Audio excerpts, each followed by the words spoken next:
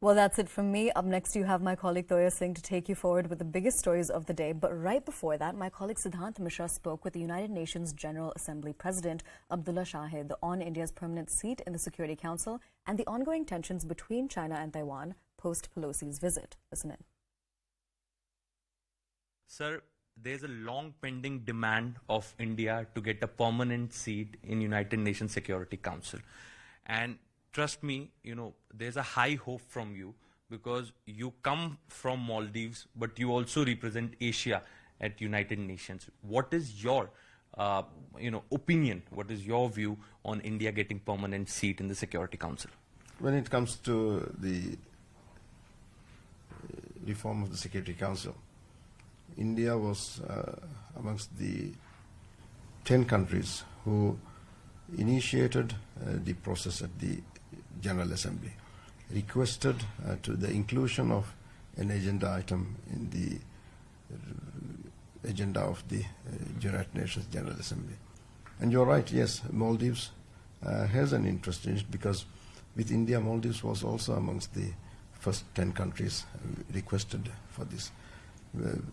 The Security Council is a body that needs to be reflective of the current geopolitical realities of the world. It cannot be a body of the past, and that is why there is a consensus among member states that this process has to go on. The IGN process, the Intergovernmental Negotiating Process on the Security Council reform, has been going on for the last 14 years. I have, as President, time and time again, appealed to the member states on the urgency of completing this process. Otherwise, the body will become redundant. It will become not reflective of the realities. It will lack in credibility. Post the Nancy Pelosi's visit, the delegational exchanges have increased with Taiwan. Japan is sending delegation. In fact, Denmark is ready to send the delegation. The other nations are sending. So there is an engagement. Engagement has increased with the nation. So there is also a demand for a membership of Taiwan in the United Nations.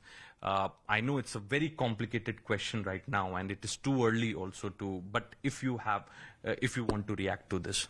Well, when it comes to the General Assembly and the question of China, the General Assembly has passed a resolution and that clearly states the People's Republic of China is the legitimate member of the General Assembly.